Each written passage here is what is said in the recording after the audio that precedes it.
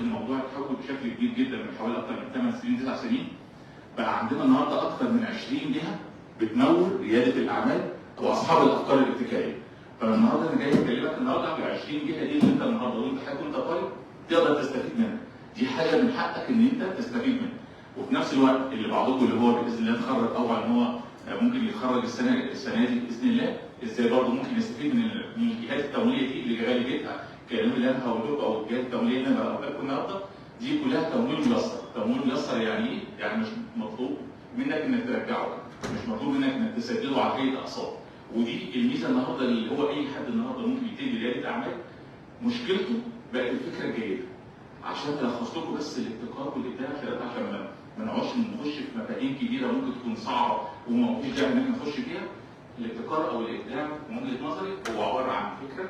الفكره دي ممكن تكون قديمه او انت بتجددها، يعني اما الفكره انت جديد يعني انت بتبتكر فكره جديده او ان هي فكره قديمه بس انت بتقدمها بشكل مختلف. حاجه ثانيه ايه؟ جزء الفكره اللي يكون فيها